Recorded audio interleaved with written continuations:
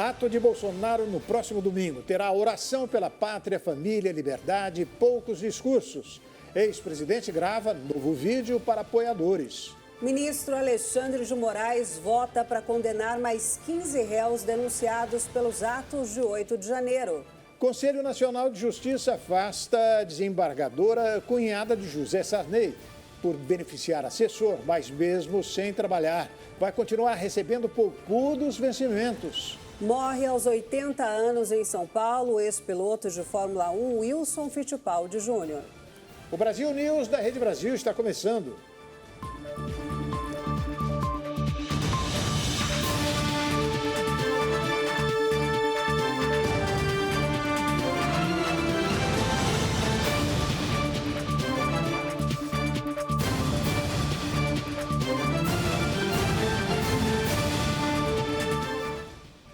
O ex-presidente Jair Bolsonaro publicou hoje novo vídeo em suas redes sociais, convocando os seus apoiadores para a manifestação na Avenida Paulista, em São Paulo, no próximo domingo.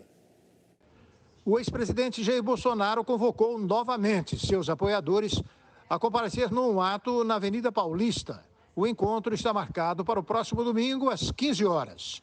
Em um vídeo publicado em sua conta no Twitter, Bolsonaro reforça que o encontro é pacífico e tem como pontos centrais o Estado democrático de direito, a liberdade e a família. Daqui a 2 dias, no próximo domingo, às 15 da tarde, o nosso encontro na Paulista.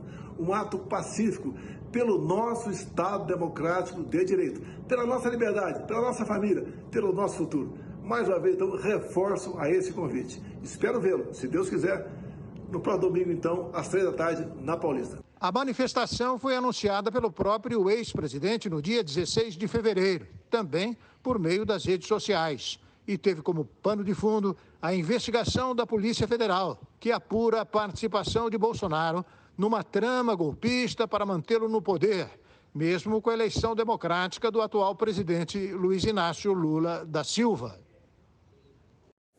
O ministro Alexandre de Moraes, do STF, votou para condenar mais 15 réus denunciados pelos atos de 8 de janeiro de 2023. O magistrado propôs penas que variam de 14 a 17 anos de prisão. O ministro Alexandre de Moraes, do Supremo Tribunal Federal, votou para condenar mais 15 réus acusados de serem os executores dos ataques às sedes dos 3 poderes no dia 8 de janeiro em Brasília. Moraes propôs penas de 14 a 17 anos, em regime inicial fechado, além do pagamento de multa e de indenização de 30 milhões de reais por danos morais coletivos, em conjunto com os demais condenados pelo caso. A análise das ações é feita em sessão virtual e vai até o dia 1º de março. Neste formato de julgamento, não há debate entre os ministros, que votam por meio de sistema eletrônico.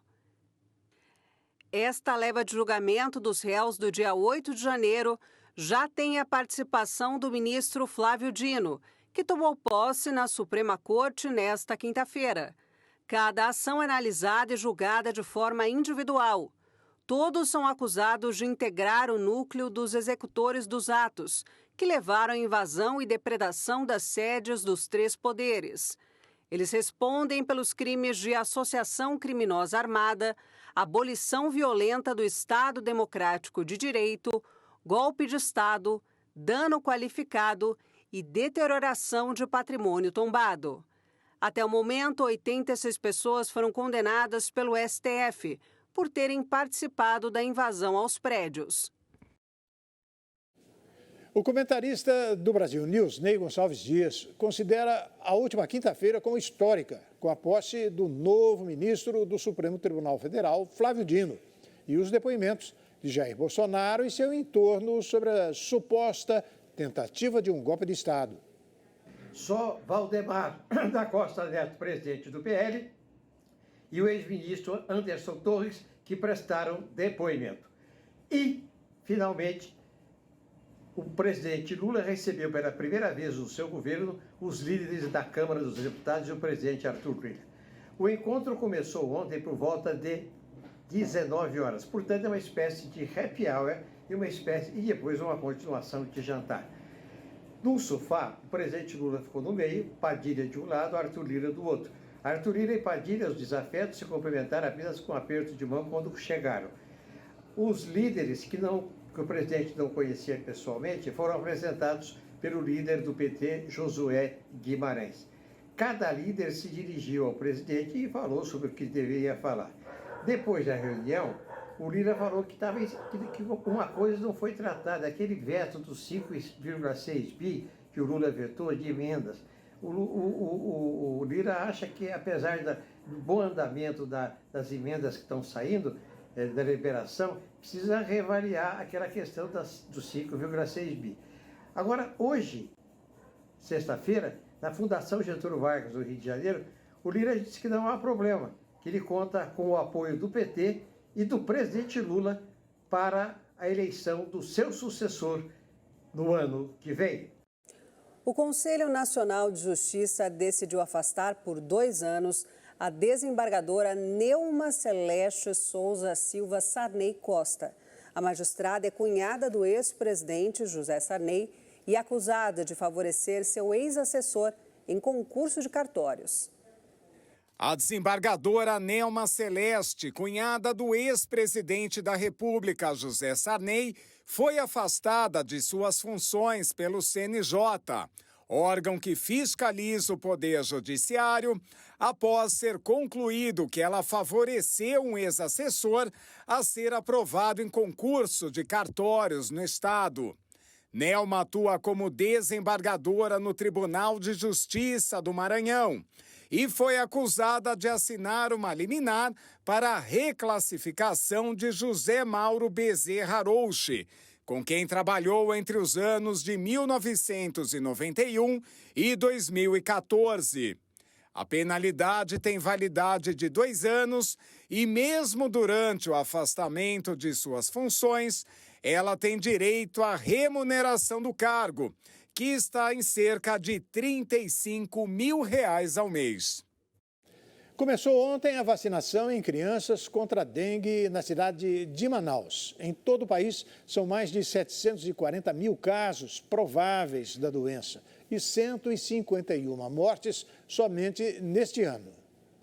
O Sistema Público de Saúde de Manaus começou nesta quinta-feira a campanha de vacinação contra a dengue em crianças de 10 e 11 anos.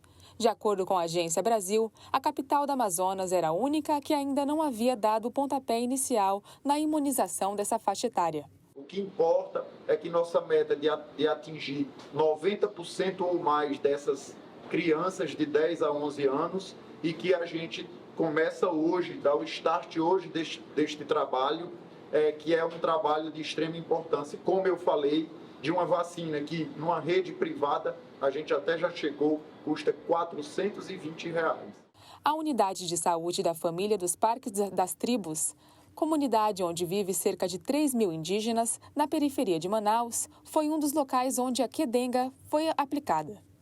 A importância da vacinação é algo fantástico e muito importante, porque as crianças nossas, elas indígenas, são mais vulneráveis, né, e estão muito mais distantes que as demais crianças da cidade de Manaus. Então, nunca não estamos acostumados com esse tipo de doença, já que nos nossos territórios de origem não tem essa doença. Muito feliz. Eu, como madrinha, como liderança indígena da comunidade, essa parceria que nós estamos tendo com a Secretaria de Saúde, a escola, mais a comunidade, junto nós vamos vencer esse mosquito.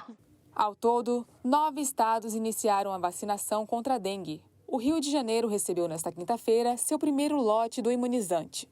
As vacinas são destinadas a regiões com municípios de grande porte e alta transmissão de dengue nos últimos 10 anos. Morreu o ex-piloto da Fórmula 1, Wilson Fittipaldi Jr., aos 80 anos em São Paulo. O ícone do automobilismo sofreu uma parada cardíaca após engasgar em um almoço de Natal. O ex-piloto de Fórmula 1, Wilson Fittipaldi Jr., morreu aos 80 anos em São Paulo.